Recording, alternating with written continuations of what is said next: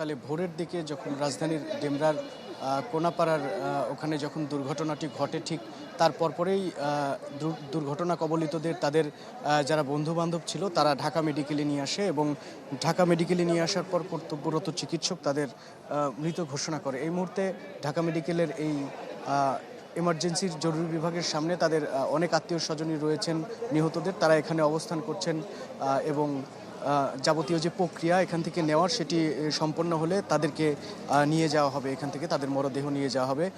এবং আপনি জানেন যে মিলা রাজধানীর মাতুয়াইলে একটি গায়ে হলুদের অনুষ্ঠান ছিল, সেখানেই তারা গিয়েছিলেন। একজন ইরাম রিদওয়ান, যিনি ইন্ডিপেন্ডেন্ট ইউনিভার্সিটির শিক্ষার্থী, এবং আরেকজন যার নাম ডেন্টিস্টের পরামর্শ নাও নতুন কোলগেট অ্যাক্টিভ সল্ট।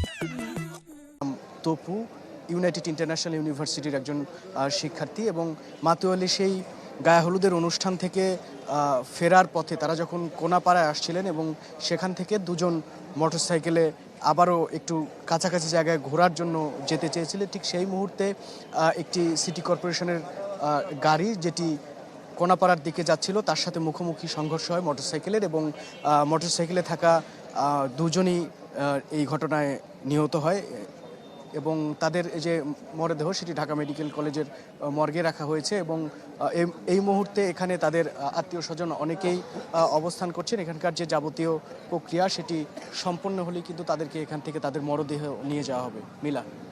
জি মাহবুব, ধন্যবাদ আপনাকে। দর্শক, ঢাকা মেডিকেল কলেজ হাসপাতাল থেকে সহকর্মী মাহবুবুর রহমান আমাদের সাথে যুক্ত হয়েছিলেন।